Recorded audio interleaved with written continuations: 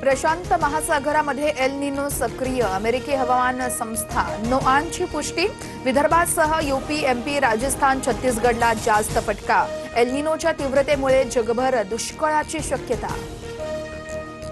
L निनोचा प्रभाव लक्षात घेऊन टास्क फोर्स तयार, शासन स्तरावरती तयारी सुरू।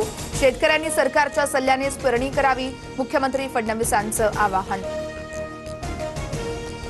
पवारांची राष्ट्रवादी मूळ काँग्रेसमध्ये विलीन होणार असल्याच्या चर्चा। पवारांनी प्रस्ताव दिल्याचा नाना पटोलेंचा दावा, तर विलीनीकरणासंदर्भात कोणतीही चर्चा नाही, पवारांच्या राष्ट्रवादीने चर्चा फेटाळल्या। काँग्रेस बुडतं जहाज आहे, कोणत्या पक्षाने त्यात पाय ठेवला तर आम्हालाच फायदा होईल, मुख्यमंत्री फडणवीसांचा विरोधी पक्षातील नेत्यांना टोला।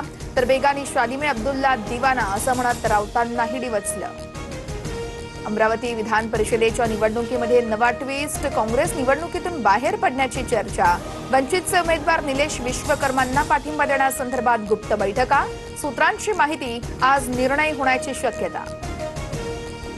नाशिक नंतर जळगावचा तिढा सुटला, कोणतीही अडचण राहिलेली नाही, शिंदेंशी चर्चा।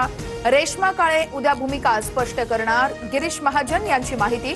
रेश्मा काळे मात्र नॉट रिचेबल। नीटच्या परीक्षेमध्ये विद्यार्थ्यांना 15 मिनिटं अधिकची मिळणार, एनटीएचा मोठा निर्णय। 21 जूनला देशभरात नीटची पुनर्परीक्षा होणार। डिझेलच्या खरेदीवरती पेट्रोलियम मंत्रालयाकडून 90 दिवसांसाठी निर्बंध लागू।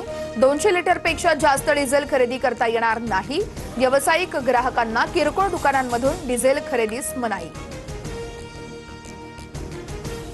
गोंदिया जिल्ह्यामध्ये जोरदार पावसाची हजेरी, वादळी वाऱ्यामुळे नागरिकांची तारांबळ।